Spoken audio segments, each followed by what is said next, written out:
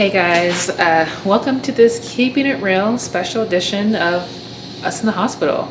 As many of you know, Callie had her monobloc surgery, and us filming this right now, we are a day after surgery, and she's actually behind us, heavily sedated and doing well.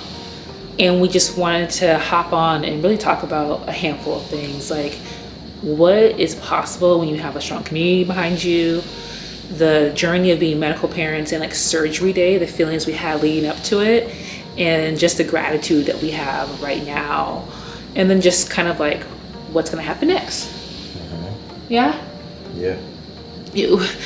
We had an emotional last week or so. If you guys watched our Monobloc live prayer, which I'll link up here, we talked about like what it was like leading up to surgery. And there were so many things just kind of going wrong, to be real, like in testing us. You know, nurses had to call out because they were sick and didn't want to get Callie sick. So we totally understood that. I had some things going on work-wise that I had to be at. Rome had to step up as a caregiver and really kind of deal with that, like what comes first, like my life and my family and then work, you know, and having to say, I gotta put family first. And then Callie got sick and we had to rush to the ER because she threw up 9 times in like 2 days, which is not her baseline. Another nurse had to call out. So we're doing an overnight shift, and it just kind of like one thing add up. And so when we got to the day before, the night before, and we had our prayer, I think we needed that. We needed to be at peace with everything and get everything off our chest, and tears were flowing. Callie was smiling, and it just made us feel like things are gonna be okay. And now here we are on the day after, and things are okay. You know, you can get through some hard things if you have a strong support system behind you. Yeah, and so this is the first surgery that I've gone into that I actually wasn't like overly nervous or anxious, because usually on surgery day, we have to wake up early because we usually have to be here first thing in the morning, which is like check in at like 6 or something like that. Yesterday was 7. So it's like trying to get out of the door, trying to get Callie out of the door, getting everything figured out. And I think, just the night before, going through all those emotions, I came into yesterday like I'm actually good. Like I didn't stress. Like it was kind of like I feel fine about this, and maybe it was because we were expecting this for the last 2 years, so it wasn't typically a surprise. But the emotions of everything. We're here last night. We're here today. Just with some of the things that she's dealing with now post surgery. But it's she's a surgery, bleeding, and we can't stop her from bleeding, and that's an issue. That can be an issue, and so. It's to be expected, but they're still like, okay, we got to watch on this. And they expected blood. They didn't expect her blood counts to drop and for her to need another few blood treatments to get her back to her baseline. That's the one thing they haven't figured out how to stop the bleeding yet. So until they figure out how to stop the bleeding, now all of that like pre-surgery anxiety, pre-surgery worry, pre-surgery like feelings are now here, right now, because it's kind of like the blood thing is important for her recovery, because if she is weaker and her blood count is low, her body can't fight, which means it can't recover, which means it can't combat the swelling, which means we are. So that's where we are. The vitals are good, but the excessive blood bleeding is an issue. And the reason why she's kind of there is because they actually had to put 8 pins in her face because the bone right here was just not strong enough to put a plate. So they had to go through the nose and out the mouth. And so that meant like 4 pins right here, which is why there's more bleeding. So the doctor kind of said he's not surprised there's excess bleeding because of that, but we still got to be on top of it. So he's actually coming here in like next hour or so to talk to us. But kind of going back to like surgery day, and I always like to give like some tips, because I think regardless of it's an intense surgery, light surgery, procedure, whatever, your child is going through something and you're so helpless and you can't control anything. And I think some things that we've leaned on is really being like open with our communication, of being vulnerable in that moment of, how are you feeling? Like, I'm trying to check in on Rome, he's checking in on me, and being able to say what's on your heart and your mind out loud, talking to the surgeons and feeling comfortable and confident in what's going to happen, and asking about what to expect. And me and Rome I tend to be the optimistic one and Rome is the pessimistic one, which is we meet in the middle. So it's been good to be able to know. All right, so the nurse had to just come in for a second and give Callie some meds. But what I was saying is, I tend to be like the optimistic one and Rome is the pessimistic one. But I'm it's the one who's had a medical journey and extensive medical history and know how this system works. and game is played. But it allows us to it allows us to be in the middle, because you ask such great questions as far as like, what is the worst thing we should expect? Like, what's she gonna look like?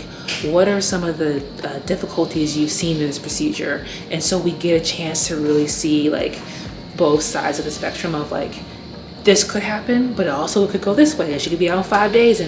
And so I feel like asking the right questions and asking like, doing your research and like really digging deep into like what could go wrong or what should you expect allows you mentally to prepare. Well, it's a game, right? Because like, for example, a pilot is not gonna come on and say, hey, there's a chance this plane crashes. They're not gonna say that. They're gonna say, we're gonna make it to the destination in 6 hours. And so someone who's been through that and like, again, knows how to navigate this, is just like, of course, everything is supposed to end up this way. But my whole thing is like, what if it doesn't? Then what? What do we look for to know if we're on track? What are the next steps, you know, to help with that side effect or whatever? Yeah. And so, yes, having the same kind of, or I mean, having like the full picture is definitely helpful.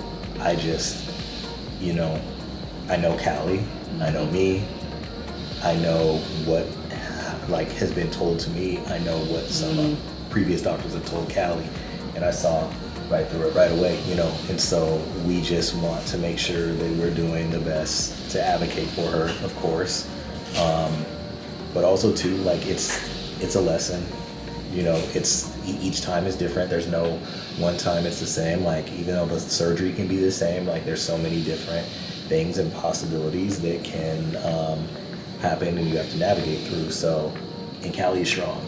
Callie can have so much pain medicine and still lift her head up and wiggle around and try to jump up. So what's she doing?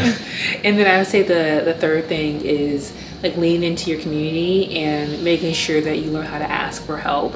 We've been through this so many times, and at first we're like, oh, we don't need anything, and then now we're like, okay, we're gonna be here for a while. So like food, like really thinking through like, okay, I'm fine with people sending us money for food or toys for Callie or things like that to help you get through, because there are some really long days, and making sure like your health is good helps for being there for her. Yeah, kind of a side thing too, like just knowing, like, it sounds bad to say knowing what you're getting yourself into, but knowing the landscape. So like, for example, when we were in the ICU before, like the rooms were smaller, because it was an older ICU, rooms were smaller, so there wasn't like a lot of room for both of us. Like, one of us was in the recliner chair, the other one was in like a small little desk chair or table chair, and so, you know, just in this cramped room. And now the bigger ICU room, there's like a little couch and a TV, so there's a place for like us to relax. But like, if you don't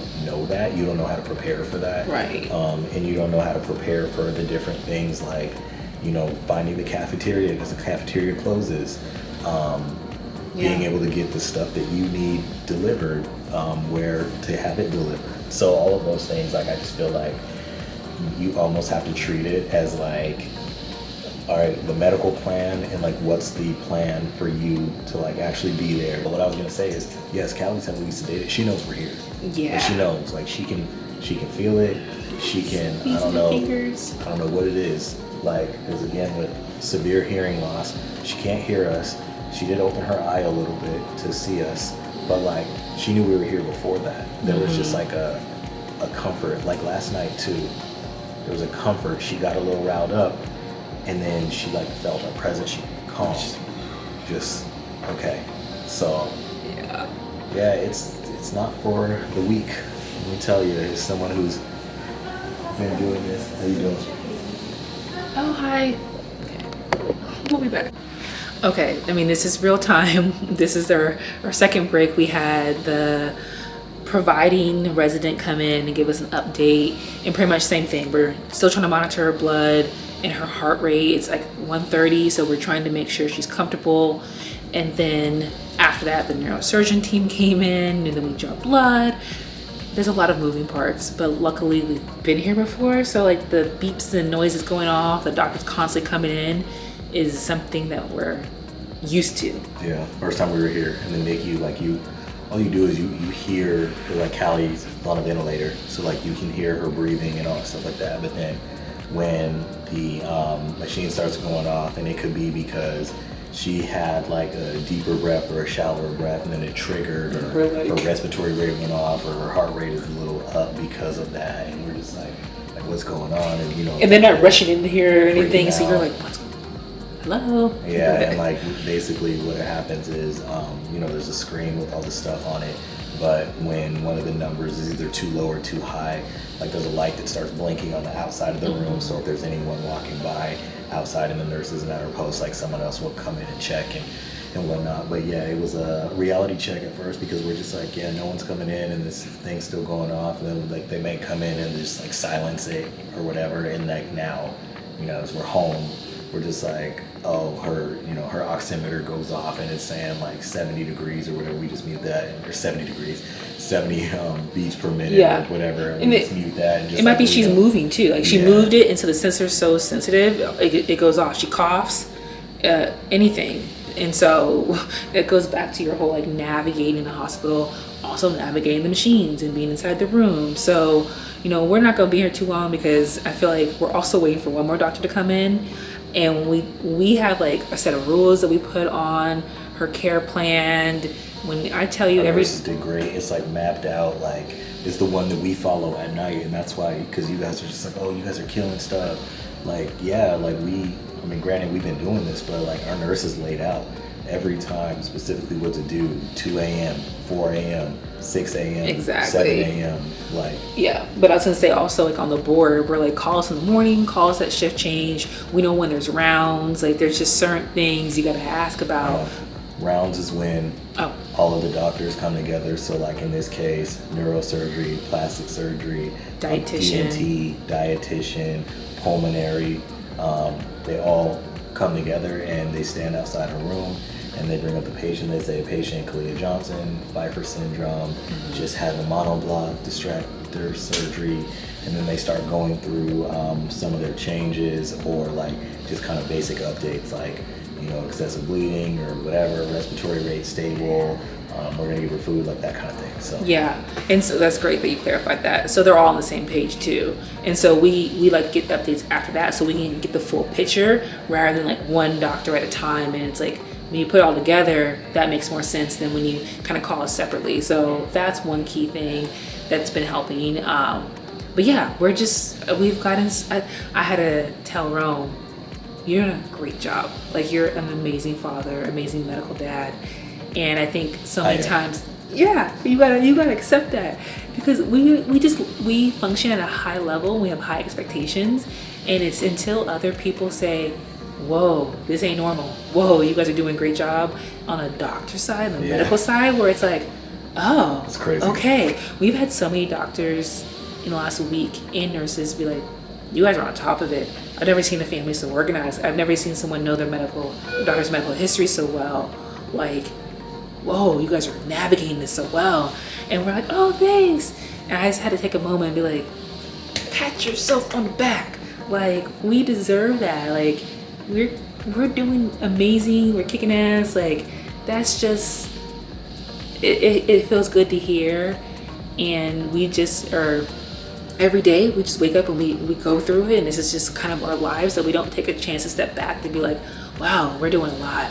It's just it's our lives, so we don't know any different right now. And I'll take this opportunity to say that we're amazing parents and amazing people, because, you know, to continue to pat ourselves on the back, we each get up, work a 9 to 5, then we caregive for between 4 and 12 hours, and then we get everything situated around the house, then we create content, and then some of us, you know, like dealing with the disability year 3 and dealing with the demands of work, you know, in our careers and stuff like that.